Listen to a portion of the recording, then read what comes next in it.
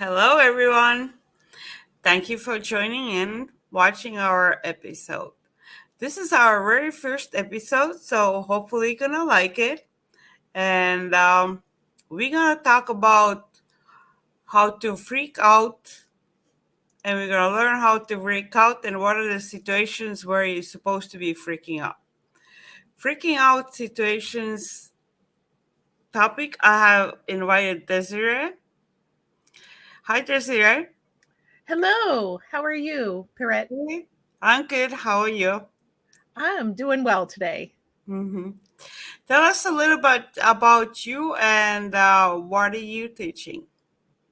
So, I am a life coach, and I specialize in life transitions, so major life shifts, helping people navigate those with grace, understanding, and compassion for themselves and for others. So, it's mostly people in midlife. That's when we usually have a bunch of transitions hit us one after the other. So, it can be a very enlightening time of our lives, but also frightening and enlightening, all wrapped up in the same chaos tornado that is Hmm. midlife. Hmm. So let's get to the topic. Let's first start with what are the transitional moments in people's lives? Beside the midlife, we'll get to the midlife in a little bit, but like through the life, what are the main transition points? Oh goodness. I feel like we have a whole buffet of them. We Divorce is one that is very common in midlife. Your children leaving for college, moving out of becoming an empty nester, your children getting married. Um, there can be career transitions. So waking up and realizing, like, I don't want to do this anymore. And, but I really would like to do such and such. Brene Brown talks about like how midlife is us waking up and realizing we get one shot at this and we better make it, we better take it seriously. Another thing that I've kind of stumbled upon in the last couple years is that's a life transition is losses of loved ones, um, be it, siblings, or a lot of that starts to come up in midlife. And that can really, really shake up your life and bring up questions that you've never had to deal with. Hmm. And those are the moments when people should be freaking out, right? Yeah, yes. So you worked with a lot of people, so you can kind of like know how they freak out. So tell us some samples what people do when like in they get to that moment and what starts going on in their head and what are the ways to freak out on those moments you've seen.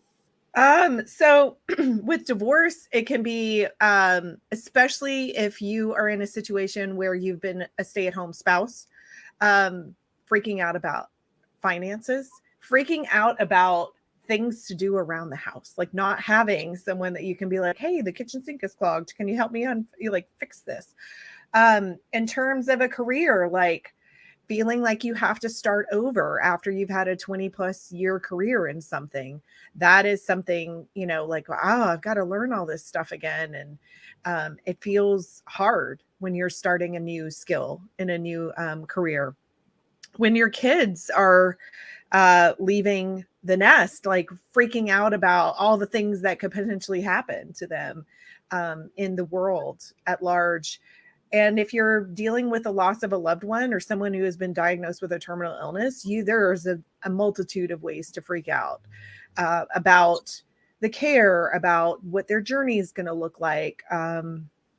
There's a ton of things that you can freak out about with relation to that.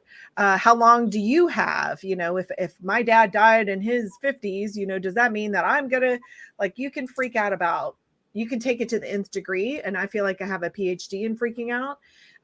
But luckily, I've been through most of those transitions, and I've learned how not to freak out. So we can talk about both of those if you wish. Hmm. And you were saying also was self-sabotaging is one of the ways to that's a good way to freak out. Well, I think self sabotage they're related. So the freak out activates our self-sabotaging behaviors, and there's actually 10 very distinct ways that we self-sabotage. And the master saboteur is what's called the judge. And we judge ourselves, we judge others, and we judge situations. So one great way to freak out is to judge the situation you're in. Say you're on the side of the road and you have a flat tire, judging, oh, why did I have to be on this interstate in this busy city with people going 90 miles an hour and driving like crazy people? There's multiple ways to judge that situation. You could judge yourself for not having the skills to actually, change a flat tire on your own. Or you can judge, say you call roadside assistance, you can judge him. Well, like, was he sitting at Starbucks having a coffee and then he decided to come? Like, there's multiple ways that you can judge. And then by invoking that saboteur, by listening to what might be coming up, you can make the situation worse. So the freaking out can lead to more freaking out and could lead to anger and more emotion. So that's a multitude of ways that you can freak out just using one of the 10 saboteurs. Yeah, that sounds pretty much what happens with a lot of people. Yes. So they have it kind of like settled down, figured out, but do you have it figured out for yourself, or it still happens? So the interesting thing is, I within the last year and a half, I came across this program called Positive Intelligence, and that's where I learned about the 10 ways we self-sabotage and how to shift.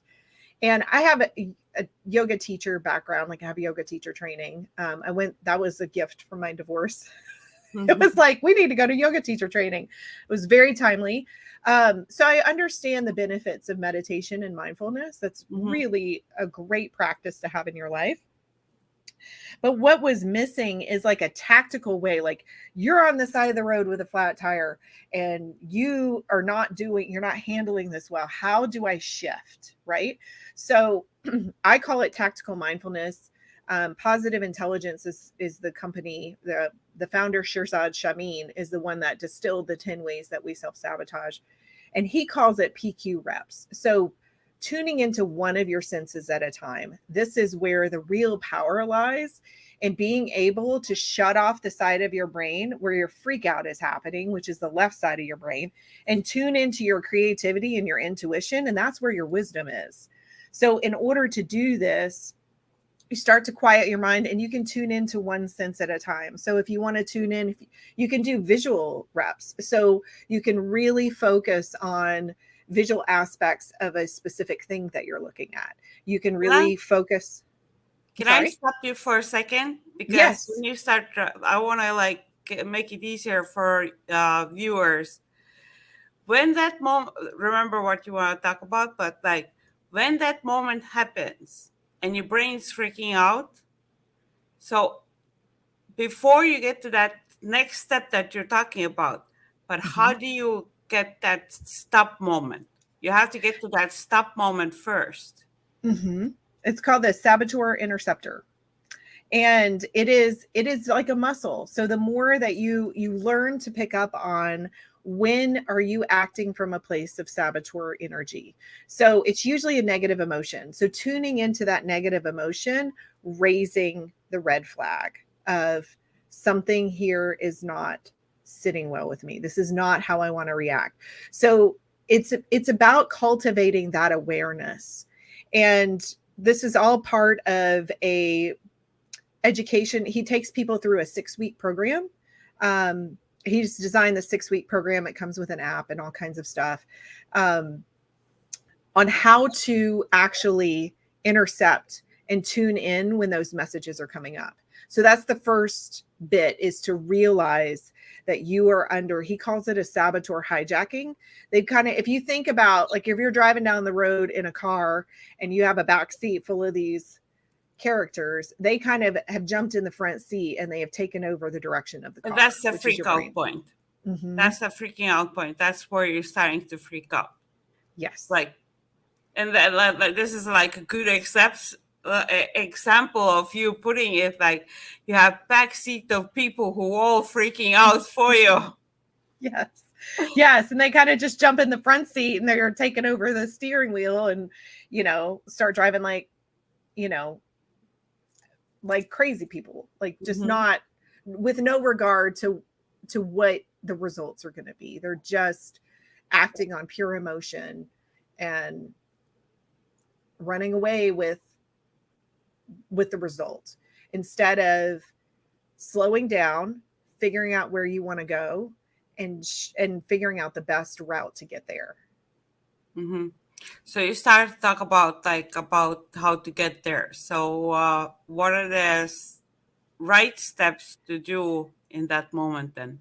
So when you pick up that you are acting from a place of saboteur energy or from saboteur motivation, say those guys in the back seat have jumped into the front of the car, the front seat of the car, and they've taken control. Can't just like stop the car and open the doors. What you do is you say, okay, do I want to, would I like to shift? Do I want to shift? This is a choice, recognizing that this is a choice. Do I want to let them keep driving the car? And that's where the interceptor comes in is Okay. I've identified who's in control. Do I want to shift? And if the decision is yes, then you go into those PQ reps, which is paying attention to one sensation at a time. So visually, you can do it by hearing. So hearing the furthest sound from you, hearing, the closest sound, hearing your own breath. A lot of people like to pay attention to the breath moving throughout their body, paying attention to how their chest or stomach is moving, um, feeling your seat, feeling your body on your seat, finding all of your toes. Like there's different ways to really tune in and become present. So when I talk about the tactical mindfulness, that's where the tactical piece comes in. There's a lot of times where it's like, okay, let's have dinner in a mindful way and we're going to sit down and we're really going to really pay attention to the piece of lettuce we're eating in our salad. And that's great and that is recommended to keep up those practices, but the tactical part of it is that saboteur interceptor recognizing and then deciding to shift. Hmm. And that's where they you kind of have to practice it for it to get become real. Like it Yes. doesn't take one time or two times to make it. It will work first time and second time it will work, but the more you do it, it more becomes natural. So you don't have to tell yourself to do it. You just naturally your body starts like it's like the body memory. So there's actually science behind this. It's called neural pathways. And this is something that a therapist had brought up to me years ago because I had had so many life transitions that were just really not, they were not doing great things for my mental health. And she was like, you need to build new neural pathways. And the way that she explained it is these neural pathways are like rutted out dirt roads. So your neurons are used to sending, the more that a neural pathway is used, the more likely it will be used in the future. So if those neural pathways are built on the left side of your brain, which is where your saboteurs live, and this is generally speaking, I'm not a neuroscientist. Mm-hmm. Um, Generally speaking, the saboteurs live in the logical analytical part of our brain, which is the left side of the brain primarily. So if those neural pathways are programmed to always go to be the default. So if you think about it like a highway, a super highway, they're going to travel that way because it's the path of least resistance. So what you're doing is you're switching the traffic. You're Mm-hmm. switching the traffic from that left side logical analytical part of your brain to the right side creative. That's where your creativity, your intuition, your wisdom lives. So we're shifting the traffic from those left side of the brain to the right side of the brain. So it's a Mm-hmm. process. You'll see results pretty, like I have some clients right now in the 6-week program. And after like, I think it was the third week, my client was like, you did not oversell this. This is life changing. And she was seeing after the first week, she was telling me like, okay, the touch reps are grounding for me in this way. And the visual reps help me in this way. And she really could connect what was going on when she varied the different types of reps. And it was incredible to me. So you'll see results very quickly, but to get the really deep um, the really deep wisdom, it has to be consistent. You need to work on consistency. Mm-hmm. But one of like, how do you work it around? Like one of the freak out ways is also freezing. You know, Mm-hmm. like when you're not even freaking out. You're just frozen, Mm-hmm. and a lot of times it comes like, let's not take the freeway in a car. If you have like the difficult situation that you're going through, either like the kids moving out of the house or divorce, and you just let whatever place it is, you're sitting, like let's say you're in your kitchen table and you're sitting and you just frozen, don't know what to do. So how do you change your mindset in that moment to get to that what you're talking about? That is a great question. So, one of the other saboteurs, we talked a little bit about the judge.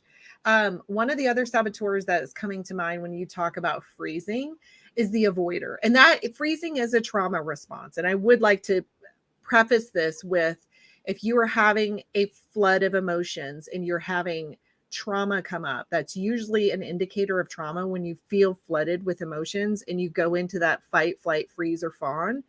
And that is something that is best handled by a professional therapist. And coaches are not therapists. Mm-hmm. But one of the ways that this can pop up with self sabotage is the avoider saboteur. And so the avoider saboteur keeps us from doing things that we deem unpleasant. So having unpleasant conversations, doing unpleasant tasks, things that seem overwhelming to us, that's the avoider. And what is suggested is when something is bubbling up and you're like, I don't really want to do that. I'd rather just sit here and veg out and binge watch whatever on Netflix. Mm-hmm. Then you stop and do some PQ reps, and then check in. Okay, am I willing to do that? What on this list of things that I really should do today, or that I feel that I need to do, what am I willing to do? Am I willing to go do 5 minutes and then reassess? So if you're struggling with that motivation and feeling frozen and overwhelmed, try doing a longer PQ rep session, like 5 to 10 minutes. Maybe if you've got more than 10 minutes, throw in like a 12-minute one. And come out of that and then ask yourself the question, am I willing to do that? Am I willing to do part of that? Can I break that into a smaller piece? So that will help get the momentum going.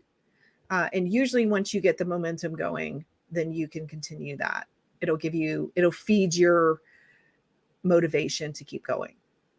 Mm-hmm. Let's go. What do you call that? That you had like two letter word for it. What's that? The the avoider or the saboteur interceptor? What No, was the no, the thing that you have to P? do. Oh, the PQ reps. So what's PQ the reps. PQ? Posit? No. So the PQ is actually a ratio. But So what is it PQ's, called? Is there a what does it way to stand say for? I it? believe it's positive quotient. Oh, Um, quotient.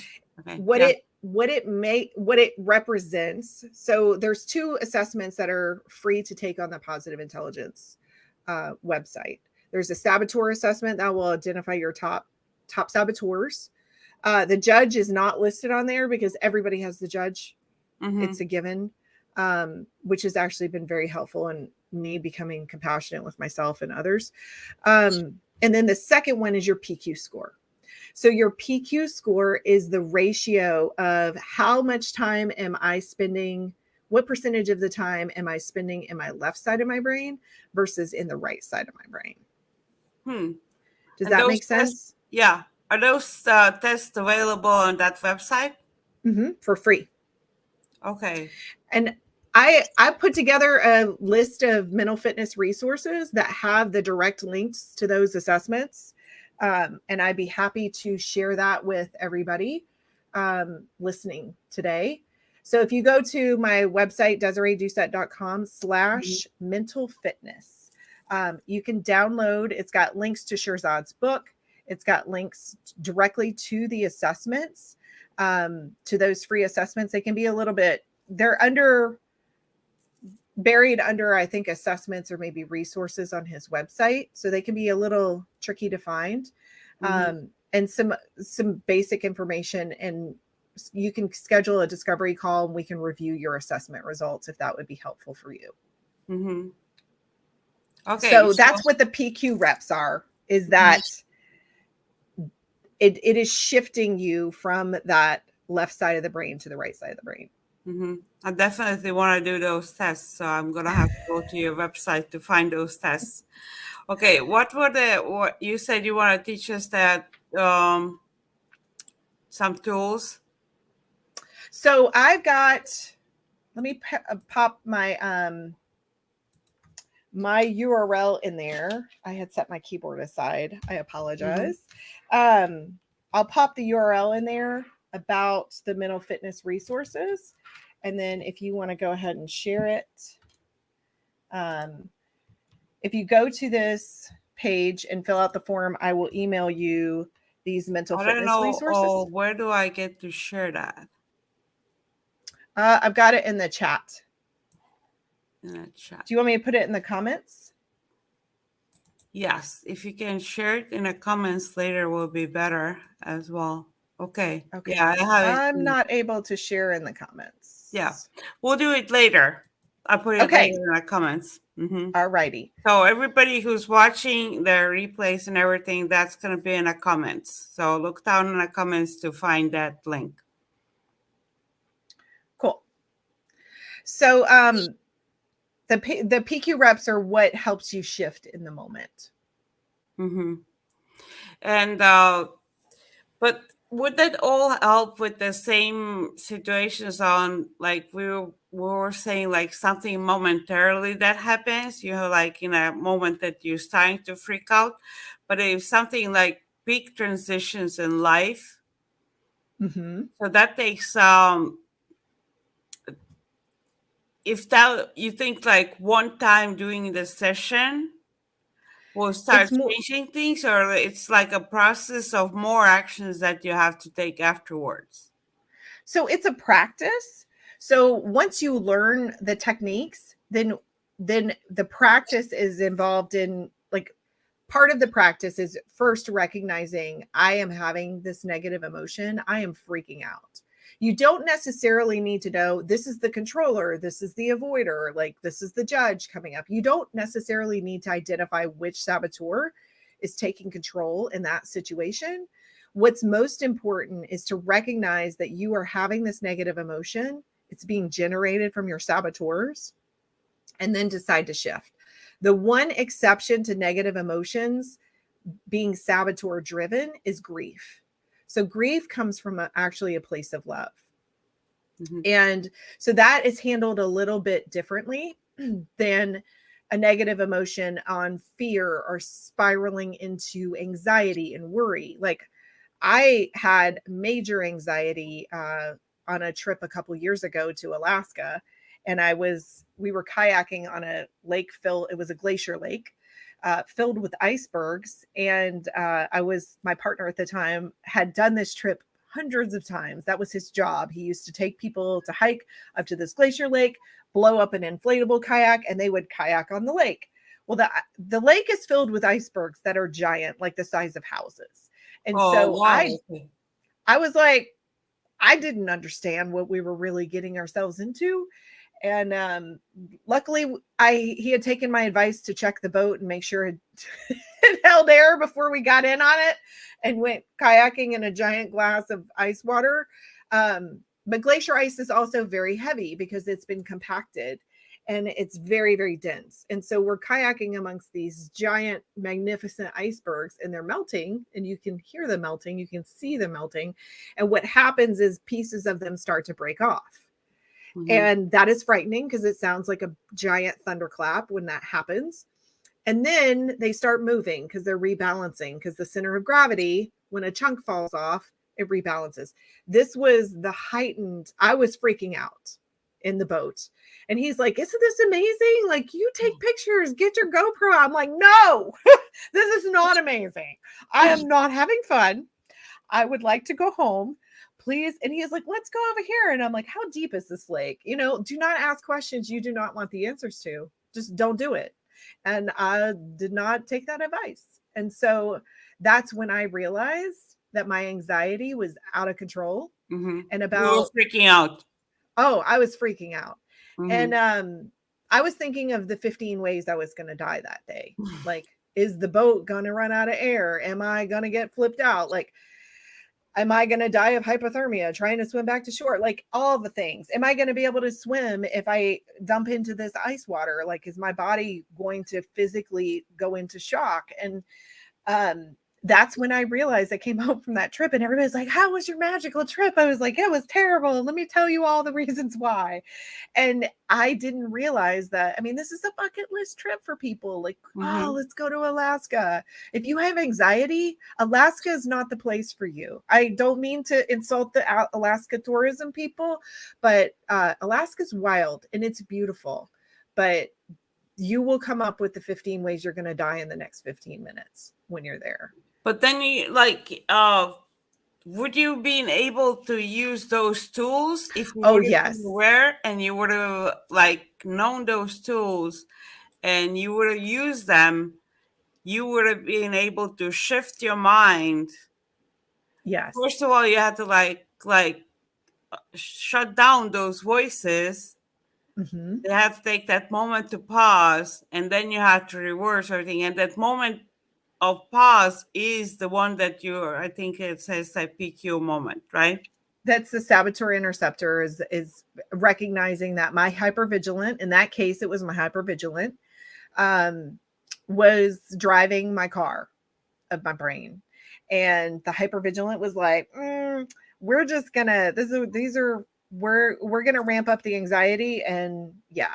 So if I would have known about PQ reps in that Mm-hmm. moment, I could have done PQ. I did do some breathing. Um, I didn't really understand and felt like it was helping. I was still like, please, could we go back to shore now? And, you know, I would just sit here and admire the lake from the shore and be okay with that. Um, but I think if I would have had PQ reps, I would have been able, it did allow me. So let me give you another, for instance. That was in June of 2022, 2021 that I went to Alaska. I found positive intelligence in January of 2022. Okay. I had a trip planned to Tanzania in Mhm. May of 2022. After And the going to closest, Alaska, you'll find another exciting trip to some other danger place. yes, and you realize how dangerous it is when you get the list of vaccines and have Yeah, to go to the health instead of going to department. some easy island where you just listen to music and do anything, like after you freaked No, out in Alaska, you just choose to go to another place where you can freak out. yes, it was a great decision. I had booked that trip before my Alaska trip, so I didn't realize, but I had a trip to Portugal planned in the fall of 2021 and I backed out of it because that was so, I didn't know how to control my anxiety and I was afraid that I was going to go and ruin everybody else's trip. So I backed out of that trip. Somebody took my place. But I was like, I think I'm going to go on this Tanzania trip. And the closer it came, I was like, I'm going to die. Like I went to the health department. They had this really wonderful nurse. She was like, okay, here's your prescription for your, we needed to be on medication for malaria. I heard, you know, like you have to take it every day at the same time. And then, you know, you have all these uh, immunizations that you have to get. And she's like, okay, Mhm. don't consume any water, you know, keep your mouth closed, even in the shower, that can make you sick. So I'm like, this is overwhelming. And up until the day I was leaving, I had two friends that flew out there early and they were in Zanzibar, which is an island off the coast of Tanzania. And they kept messaging me, are you coming? And I was like, I don't know, but I dropped the dog off. I don't know, but I'm at the airport. I don't know, but we're boarding on the plane. And, you know, we landed in Amsterdam. I was like, maybe I'll just stay here. Maybe I'll just stay here and Mhm. not go.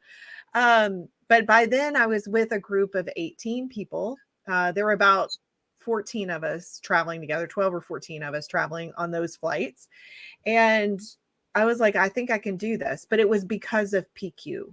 It was Okay. because of understanding when Mhm. I started to have those Mhm. moments where I felt the anxiety rising, Mhm. being able to shift. And I got there. I actually did get sick the first day. It passed within, a day. I just really stayed in the hotel and took care of myself and rested. And then I was, I had prevent like my sage, my wise part of myself said, let's pack the medications you're going to need. Let's go to your doctor. They recommend that you do that. The outfitter was like, come with some antibiotics, in case you need, because we're out in the Serengeti, you're staying in these remote areas of the country.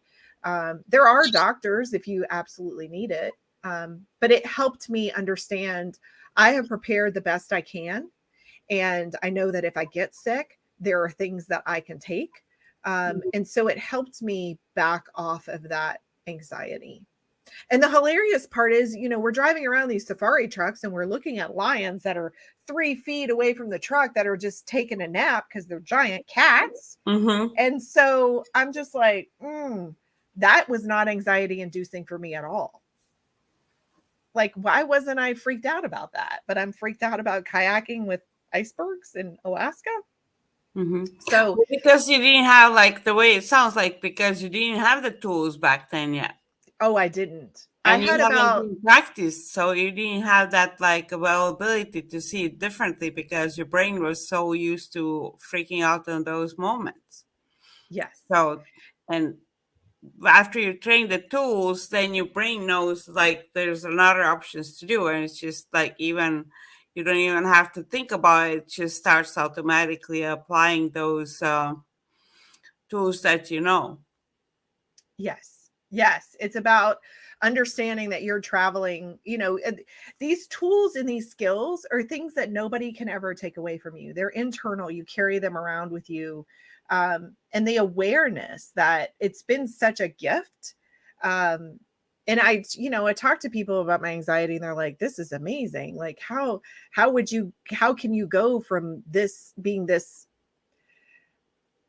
under so much anxiety, or afraid to put yourself out there. There's so much. My sister has commented on the difference that she sees in me. She's like, you're like Hmm. genuinely happy.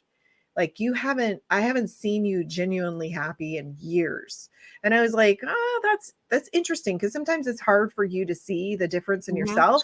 But this Tanzania trip was a real test of my ability. And on the way back, like, I got stuck in the security line in the Amsterdam airport, and my bags got stuck in the. It was like this. It was like something out of Chevy Chase National Lampoons. Like, we we had to land on outside of the gate because there was no gates, and then we had to go through security in Amsterdam, and they were having like trouble with staffing or something, and so the line was hours long. And I get up to the front and I put my bags through the x-ray machine, and I can't understand what's happening because I don't speak the language. Hmm. And my bags got stuck in the x-ray machine, I later find out, and they have to shut down the line and move everybody to another line, and then they're trying to get my bags. It was a mess. And so everybody Hmm. else is on the plane and they're holding the plane for us, and so I'm Hmm. the only, and I'm like, y'all just go ahead. So I finally get my bags out. They check over them. They give me the green light to go, and I'm running through the airport, trying to get to my And there gate. was no reason actually to there was nothing in it. No, well, the plane should have taken off by the time. Oh, I think we lost you. No, I got it. Okay. Hmm. Okay.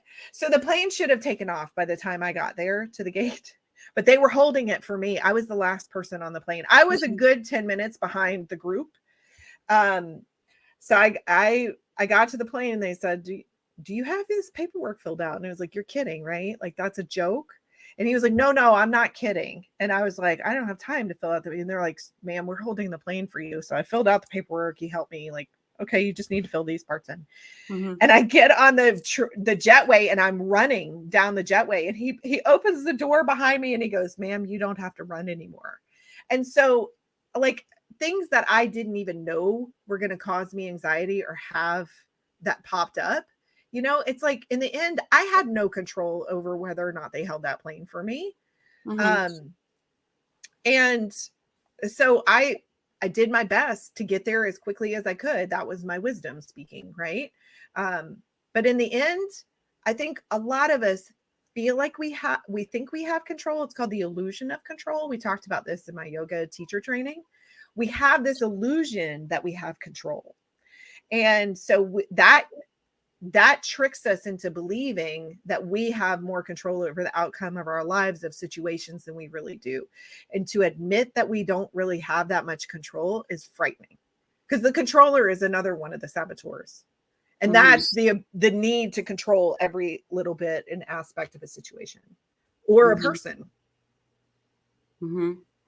Because you're trying to like, and that's where people get so upset, and they get, when things don't go the way they plan, that's the moment for the another moment to freak out, because well, they think all everything is ruined now because that one thing didn't go the way they were thinking it's gonna go, you know. Yes. And I had someone once tell me years ago, he said, it's not the things that go right on a trip that make the best stories. It's the things that go wrong. Mm-hmm. And I thought it was very telling, because those are, I mean, like, I'm telling you the Amsterdam story because it's kind of hilarious and a little like shocking, that they're going to hold this big transatlantic plane for me, for little old me. Um, yeah. And so, but those are the stories that I end up telling from the trip, because those are the most interesting pieces. So if you can take that and reframe it, right? Mm-hmm. Um, yes, I thought I had control, but I really didn't. But this is how it turned out. And then that's when you can really start to exercise whatever faith belief system is what resonates with you. Um, Having that faith in your ability to figure it out, and a higher power to support you, whatever feels right to you, um, that's where that enables it to come in. So when you feel that loss of control, that's your controller speaking up. And then the judge usually comes in, because the judge usually is involved in most of these reactions. So the judge is judging, this didn't turn out the way that I wanted it to. It's Mm-hmm. judging that situation. It could be judging some of the people involved in that Mm-hmm. situation. So the judge and the controller are really coming into play in those two, Mm-hmm. in that situation where things are not coming out the way you expected. Mm-hmm. And in reality, it's like it does, like the way you were thinking that you want it to turn out might not be actually the best way. So things, like I call it adjustment. So Mm-hmm. things are just adjusting to something else that needs to come out, like either for you or somebody else. So things are adjusting regardless what you think is supposed to be happening. Especially what you plan in your head that's gonna happen, like you were saying, it's like illusion of like something might go that way, might not go that way, but you thinking that it has to go that way, otherwise it's not right. Yes. Yes. And the adjustment, I like that term. Um, Acceptance also comes into play, and acceptance doesn't necessarily mean that you agree with what's going on, Yeah. but just that you accept the reality of what's going on. But being able to adjust, that relates to an analogy that Shirzad from Positive Intelligence, he's the creator of Positive Intelligence, um, uses a lot through his education and coaches and clients, and that is the ability to surf the waves. So that is adjusting to, I see this wave and this is how it's behaving, and this is how I'm going to adjust my technique to best perform in this situation. Does that Hmm. make sense? Kind of, yeah. So So I'm sorry, go ahead. you started saying so.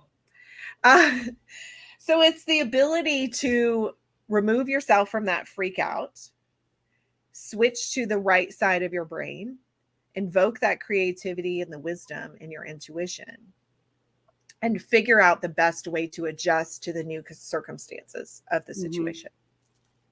Mm-hmm. Okay, that's a good one. Tell a little bit more about positive intelligence. Intelligence. So, positive intelligence started with a book that Shirzad Shamin wrote in 2012. It is a bestseller. You can buy it on Amazon. I have the link on my cheat sheet, the mental fitness one or two pager. Um, but he talks about how reading about the concepts of positive intelligence um, really is, it's great, but you don't learn to ride a bike by reading about how to ride a bike. You learn to ride a bike by riding a bike. Mm-hmm. So that explains the 10 ways we self-sabotage, so the 10 saboteurs, and it talks about the 5 sage powers. So through factor analysis, which is basically distilling everything down to its simplest form. So like primary colors are red, blue, and yellow. We've distilled all the colors are a derivative from those 3 primary colors. Um, he's distilled down to the 10 ways we self sabotage and the 5 sage powers. So we talked about some of the saboteurs, but when you shift to that right side of the brain, that is your sage mind. And that's where your creativity, your intuition live. And there's actually 5 powers that come into play. And there's different ways of invoking those powers. And there's also a couple other concepts like the saboteur interceptor I talked a little bit about, and the sage perspective. So taking that situation, so when things don't go as you plan them, taking that perspective, the sage perspective, and looking for every situation has a gift or an opportunity. And as like, and that is kind of cringy at first because it's like, is this toxic positivity? But when you sometimes you have to wait and be removed from that situation a little bit more emotionally, especially if it's a heavy lift, in order to see the gift or the opportunity. So there's a gift of knowledge, there's a gift of power, and there's a gift of the 3 gifts. Now I'm like, I know the 3 gifts off the top of my head. Um, the gift of knowledge, power, and inspiration. So those are the 3 aspects of the sage perspective. So one other concept that he talks about is that when we are first beginning to build our PQ muscles, so Mm-hmm. that ability to shift, building those neural pathways on the right side of our brain, it's just like going to the gym. The first time you go to the gym, you can't lift the really heavy weights. Mm-hmm. So if you are trying to take that sage perspective and apply it to a very serious situation in your life, Mm-hmm. your saboteurs may bubble up and say, this isn't working. Da, da, da, da, da. This doesn't hold, this argument doesn't hold water.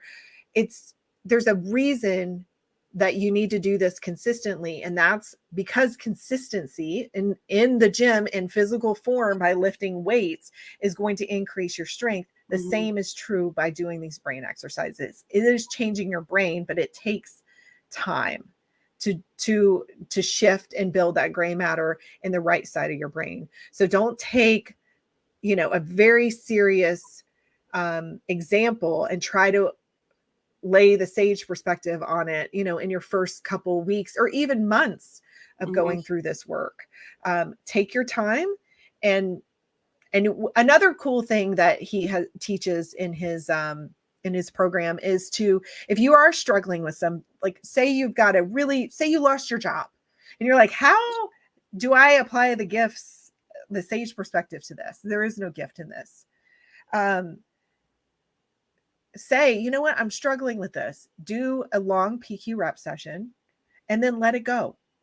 And your subconscious will continue to work on that and Mm-hmm. things might pop up. In my experience, like at first I was like, I don't know if this is going to work. It works because that wisdom will bubble up. And the more that you practice this, the better attuned you get at picking up when the saboteurs are in the driver's seat, at picking up those intuitive hits. So back to the sage mind and the 5 superpowers.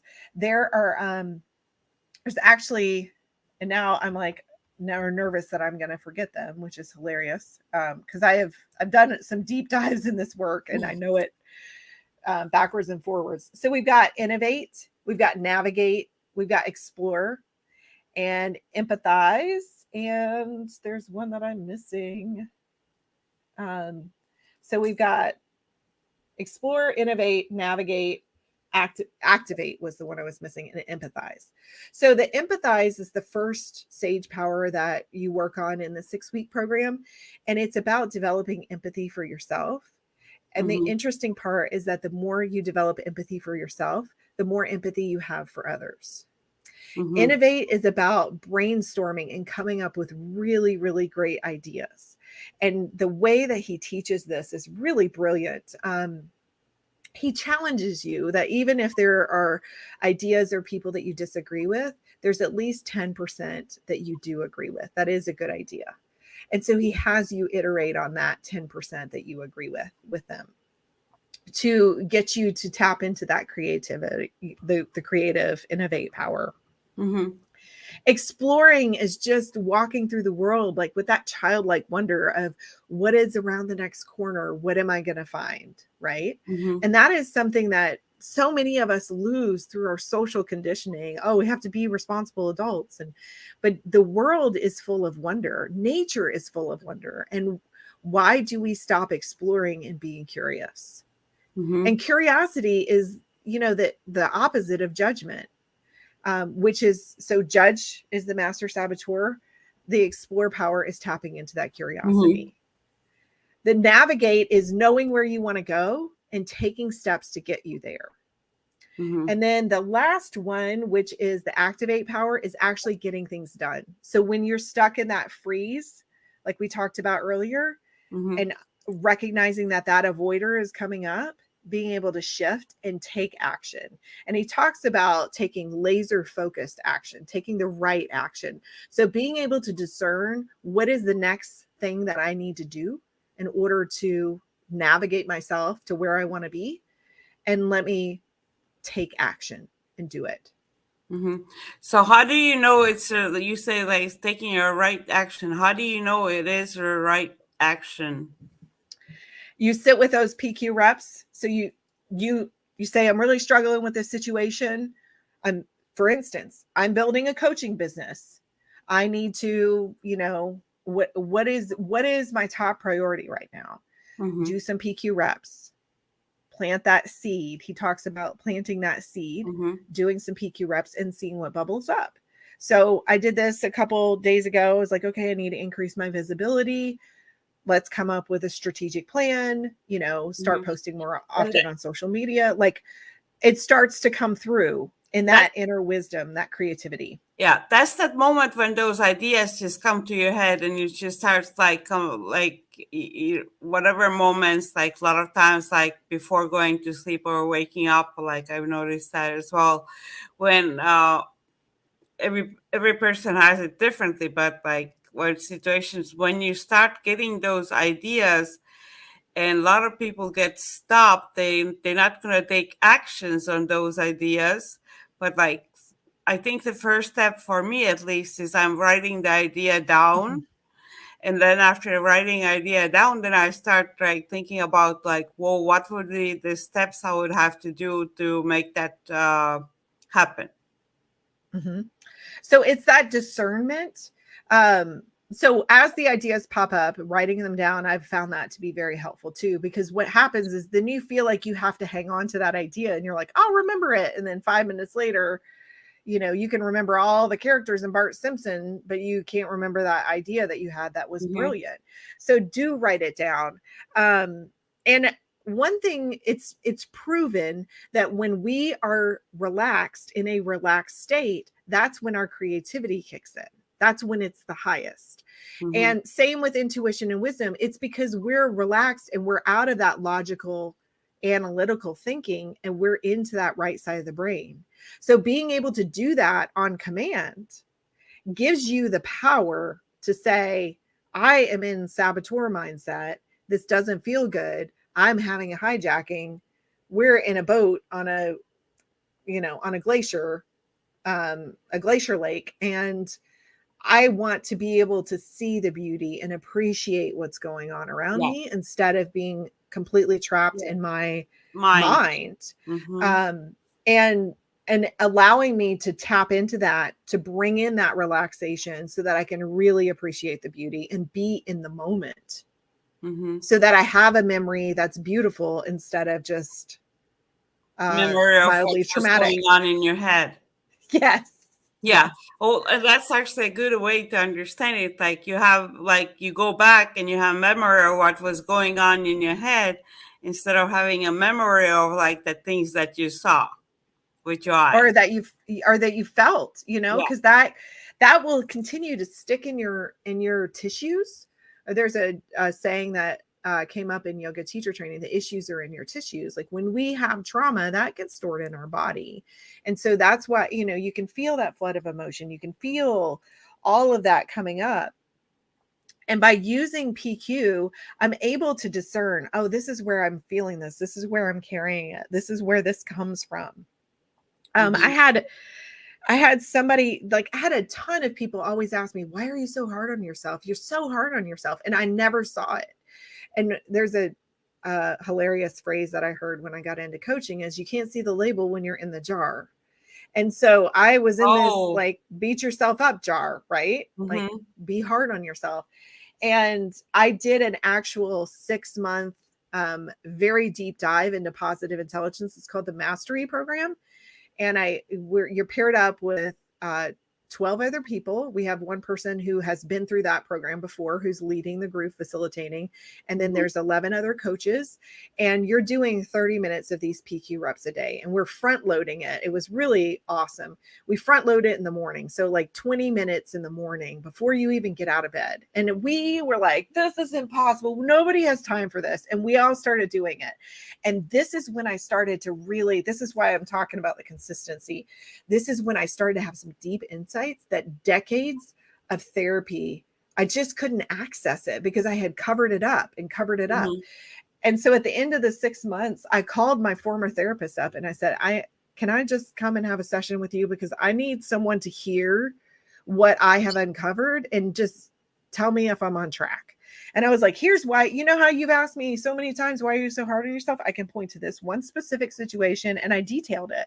And I was like, I think it was because this, and I could connect all the dots for the first time in my life. And I was like, it was always inside of me. Mm-hmm. I just didn't know how to get there. Does that make Mm-hmm. sense? Yeah. Yeah. Because like that's why I like apply for everything as well. I like that contacting the dots. That's really important for everything. Like everything in your life, like you like see, like we're saying, things that you plan that things are going this way, but they go different way. So if you start connecting the dots, you will see, you most like you were just having your experience, you will see actually why it didn't go that way, Mm-hmm. you know? And it's kind of like, I feel like it's clues to the life instruction book. Like I was joking with somebody earlier today. I said, I feel like I was delivered, like, sometimes you'll go and you'll buy a product and it doesn't come with the instructions. Like that was me, right? I was like, Mhm. why?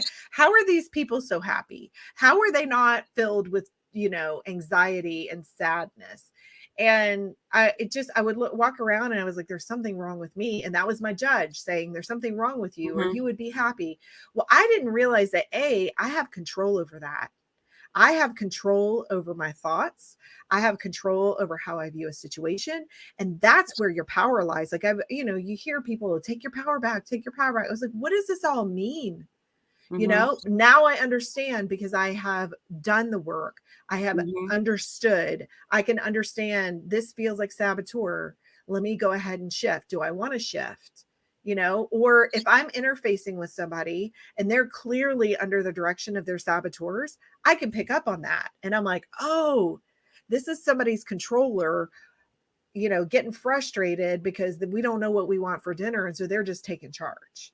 And so Mhm. I don't take things personally because I'm like, that's Mhm. their saboteurs are running the show. And I Mhm. know that person is a loving person underneath who really is just hungry and wants us to eat. And so I'm not going to take this personally. I'm going to figure out how to roll with it, how Mhm. to adjust, and then meet this person where they are. Mm-hmm. But the Oh, most, I'm sorry, go on. Most. the most powerful thing that you can do when you're interacting with someone who's under the direction of their saboteurs is to meet them in sage, because there's this concept called mirror neurons. So if we allow our saboteurs to jump in the front seat, because what's going to happen is if you meet with somebody who's in their saboteur, and your saboteurs are going to be like, "Hey buddy, can I take the wheel of the car?" And they want to jump in the front seat. And so you can say, "No, thank you. I'm driving this car and we're going to stay in our sage mind." Right. Mm-hmm. And so what that does is it stops the mirror neurons from that person in the middle of their saboteur experience from calling up your saboteurs, right, to the Mm-hmm. party. Okay. And then you have, it's like the Tasmanian devil. You Mm-hmm. remember the Looney Tunes? It's like the Tasmanian devil dust cloud. It just grows if you have saboteurs feeding off of each other. But if you meet them in sage, that opens the door for their sage to come through. Oh, this actually brings out something that I never thought about before, because we always think about our own saboteurs, Mm-hmm. but usually it's brought up that somebody else's saboteurs can affect you. Mm-hmm. I know, like, this is actually, I'm admitting this is the first time I thought about that. I always knew, like, how to work with my own saboteurs. I saw other people's saboteurs, I can point them out, but I didn't think about that other people's saboteurs can, our mirror neurons can take up on that and just do the same thing. It's not even related to what we believe or think. It's actually somebody else's behavior that we mirroring. Yes. That Yes. is interesting. It, but that's where your power lies, right? And recognizing that and deciding to shift. Like things, it this program has clicked so many things into place for me in terms of concepts that I've heard for so long. And I've started like a little series on my Instagram account about how I've connected the dots, and how I'm like, this is making sense. And because the lot I have an IT background. Like I'm very logical, analytical, right? I think that's Mm-hmm. the way that I tend to think. Mm-hmm. And so if something is not backed by science and research, I kind of like, even though I have a good bit of woo woo inside of me and I really believe that, it's still, there's still, and that's my saboteurs saying, "Are you sure about that?" But Shirzad has done functional MRI imaging and has seen the brains change over Mm-hmm. 6 weeks of doing Yeah. these exercises consistently. And that proves to me that I'm like, okay, this stuff really works. Not only is it because I experience it, and I have seen significant shifts in everybody in my circle, all the coaches that I know that do Mm-hmm. this work, I've seen such shifts in them. It's Mm-hmm. amazing. Like people are almost not recognizable Yeah. because our sages are bubbling up for the first time since probably childhood, where we're really seeing the beauty in everybody. And that is such a cool place to be. And you think about, if our world could see people from who they are in their soul, Mm-hmm. how would that change the way that we walk through the world and interact with Mm-hmm. each other? And Yeah. with those mirror neurons spreading the sage energy instead of everybody just spinning around in saboteur Mm-hmm. land. Yeah, it will change people's behavior. Yes. Yeah. And that's why, like, right now in society, so much bad behavior is normalized. So people Mm-hmm. take it like, they laugh on it. They think that's They think that bad behavior is normal. And while now people get training on the better behavior, and you're gonna start showing more of the better behavior, hopefully there's neurons will start and make other people to do the better behavior instead. Yes. And Shirzad talks about how, because he offers this 6-week program for coaches for free to anyone who, you have to apply But if you are a professional coach, you can go through this program, the 6-week program, for free with him. And he does that because he understands how powerful this work is. And he was like, Yep. I'm one person. If I can teach coaches who already have all these skill sets of communication and listening and, picking up on energy and all these things, if I can teach this to them Yep. and let them take it, it's like ripples in a pond. Yeah. And so we're out here on podcast interviews, Mm-hmm. expanding the reach of this work because Mm-hmm. he does believe, and I believe that this is life changing and it can change the world. We just have to continue to get the word out. Mm-hmm. Because, like, that's exactly, I was waiting for you to get to that point saying that's changing the world, Mm-hmm. you Yes. know, because good people mirroring the good behavior and taking instead of bad behavior being just normalized. People will say, oh, this is just the way it is. No, it doesn't have to be. It is, but we can change it. Okay, right now this might be the way it is, but we have an option to change it. So we don't Yes. have to. And the first step is to stop thinking it. This is just the way it is. Yes. You know, Yes. we're I getting agree with you on that. yeah, we're getting 1 hour. I wanna, like, if you do you have time? I wanna Yes. Okay. I wanna go one more topic. To understand that sometimes when some big change transition is happening in our life, and we do this PQ, right? PQ Okay. training, and we're thinking that the change will happen next day. We have to Yes. understand as well, like, we want the feeling or that transition happen like next day, and we don't understand it takes days or weeks of actions and different things to go through. And like you were teaching grief as well, grief has a few different steps, right? Yes. And I actually have a grief educator certification. I studied with David Kessler, who's a grief expert. And I did this partly because my mom passed right before COVID. She had a terminal illness, that was another life transition I did not see coming. And then COVID hit, and I mean, you talk about hyper vigilant, and I was sewing masks for every person. And my sister said, "Oh, you found your calling." And I said, "No, nobody else can die. Like, I can't take any more grief." So I went to his grief educator class, and we learned about, acute grief, like right after the loss happens. And he talks about early grief. And one thing that was so really pivotal for me is he says early grief is the first 2 years. And I was like, really? But then it started to make sense. You've got all the anniversaries coming up, and it just, Oh, it's the okay. waves, right? Mm-hmm. And so you're slowly processing and you're slowly working through.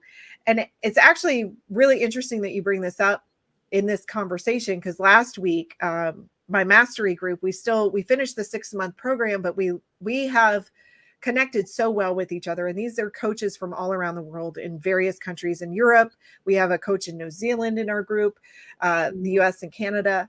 And we have connected so deeply that we want to continue learning and exploring these concepts. And so I brought my grief educator knowledge and we combined it with some positive intelligence concepts and really dove deep and started to explore the grief journey through that lens. And Shirzad also has some talks on exploring grief, viewing it as, it is a negative emotion. A lot of people think it's a negative emotion, but it's really proportional to the amount of love that you had. Yeah. You loved something and you Mm-hmm. lost it. But Mm-hmm. an interesting piece of grief, because at first I'm like, how is this grief educator thing going to come in line with my coaching? But every transition has some form of grief because you're moving from one phase of your life to the next. And I don't think that we as humans acknowledge the grief in your child going off to college, acknowledge the grief in you transitioning to another career and leaving a job and coworkers that you've bonded with. Mm-hmm. Acknowledge the grief in selling your home that you've lived in for 20 years. I don't think that we really acknowledge that there's any grief. And another key thing that David Kessler said on our first I want to say the first couple hours of class. He said, all trauma has grief, but Mm-hmm. not all grief is traumatic. Mm-hmm. And so if you have experienced trauma in your life, there is grief around that, whether you have recognized it or not. And so what I love about positive intelligence is with that empathized power, I'm able to tap into and have compassion for my journey, but not sink into victimhood, because victim is a saboteur energy. So the awesome part about the saboteurs is that they are all there to keep us safe. We shouldn't hate on them. Mm-hmm. Mm-hmm. Recognize that they are simply overusing, Mm-hmm. overstepping their boundaries of their superpower to take it to Mm-hmm. an extreme. And so when you learn to recognize the saboteurs, appreciate them for signaling danger and saying, thank you for keeping me safe, but I'm going to shift my mindset over to the right side of the brain and figure out a way out of this, then you're Mm-hmm. learning to dance with the saboteurs. You're learning to use them in a way in which they're useful instead of them getting in the car Yeah. and taking you on a ride to a dangerous neighborhood in your brain. Mm-hmm. And that's the thing, not to get stuck on that, but take a charge and change, make the change happen from that. Acknowledge, like you said, acknowledge, and then make a change. Don't get stuck. So Yes. there's Decide like, if you like it's living from a place of intentionality, understanding what's coming up, and that's where your power is to shift. hmm, that makes a big difference. And their steps are then something happens, something in your life happens, Mhm. you've acknowledged it to happening, you take the HP tools, The PQ. PQ, PQ tools. It's a new term, so I have to get used to it. That's okay. PQ tools, and then the transformation takes some time. And I noticed something else that you said. It was like it takes few years because you're going through the annual events that used to having them in one way, but now because of that transition, those things like what 4th of July or your birthday or Christmas, they're not the same that you used to for years before. They're gonna be different. So that's why it doesn't just happen like next day that you're okay, I'm all done with this. Like I'm fine. Yes. And, understanding a couple other things about grief is we all have different relationships with the person that we lost. My mother had a different relationship with my older sister than she had with me, and she had a Mm-hmm. different relationship with my brother.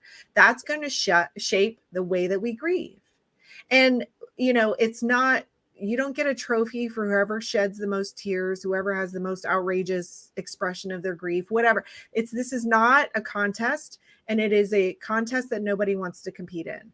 But we all have it. We all experience grief in one way or another.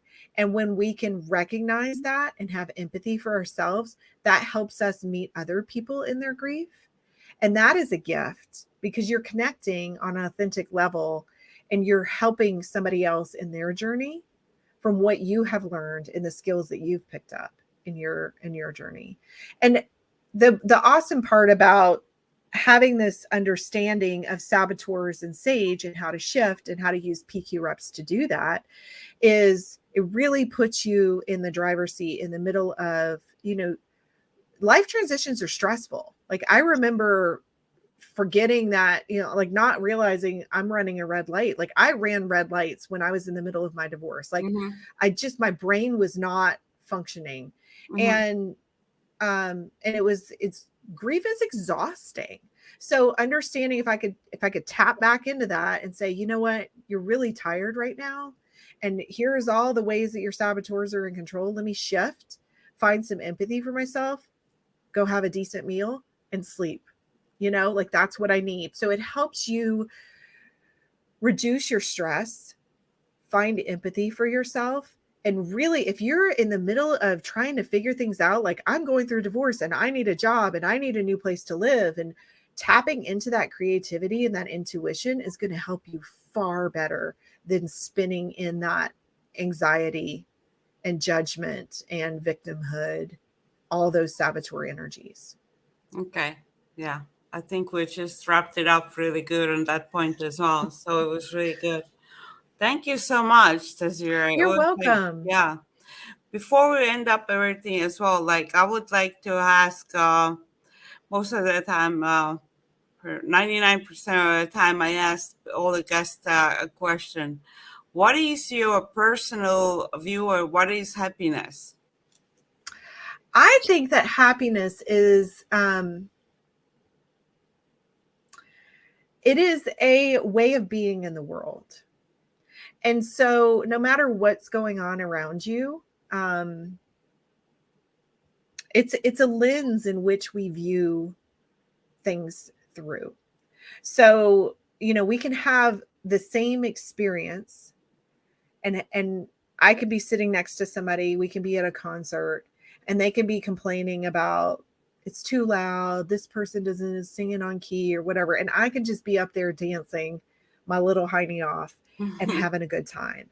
And so it is an orientation of how do you want to experience life, and recognizing when you are stuck in energy that is not serving you and you want to shift, deciding to shift and find that happiness inside of you, that wonder, feeling that wonder and that joy in your life. So it's an orientation of how you want to walk through the world and how you want to impact others. How do you want to engage with them?